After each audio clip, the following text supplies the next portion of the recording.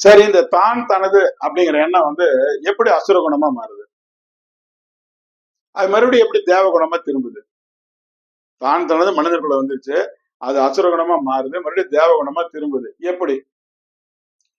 நான் தான் பெரியவன் அப்படிங்கிற நினைப்பை விட, என்ன போலதான் மத்தவங்களும் அப்படிங்கிறது அது மாறணும்.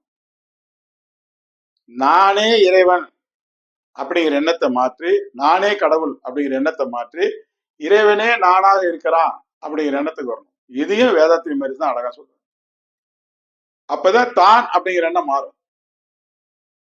ஆனா அதை விட்டுட்டு மத்தவங்களோடு மற்ற விஷயங்களோட ஒப்பிடும் போது நான் தான் பெரியவன், மத்தவங்களோட ஒப்பிடும் போது நான் தான் பெரியவன், அது உள்ளுக்குள்ள அந்த எண்ணம் இருக்குல்ல அப்படிங்கிற எண்ணம் வரும்போது அது அசுர குணமா மாறி.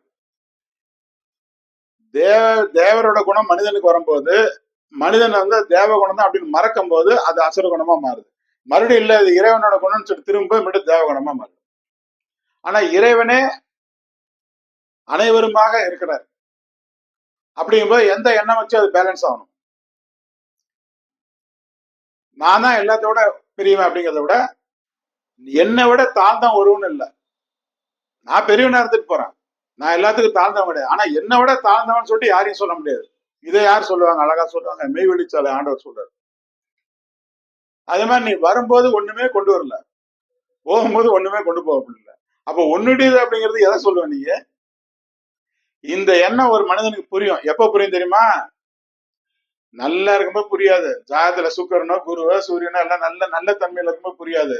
சனியோ ராகுவோ கேது அவனை போட்டு வேற வழியே இல்லை அப்படின்னு சொல்லி கடைசி கட்டத்துல அவன் யாரு கடவுள்ல ஒருத்தர் இல்லப்பா, கடவுள் நம்ப மாட்டான் அப்படி என்ன பண்ணாலும் துன்பத்தை அனுபவிச்சாம ஒவ்வொருத்தரையும் கார்னர் படுத்தும் இயற்கை ஏதோ ஒரு இடத்துல. அப்பதான் இது ஒருத்தருக்கு புரியும். அந்த புரிஞ்சு இதை இவங்க பிராக்டிக்கலா பழக்கப்படுத்தி இந்த எண்ணமா கொண்டு வரும்போது தான் தேவகுணமா அவங்க மாறதுக்கு வாய்ப்புகள் இருக்கு.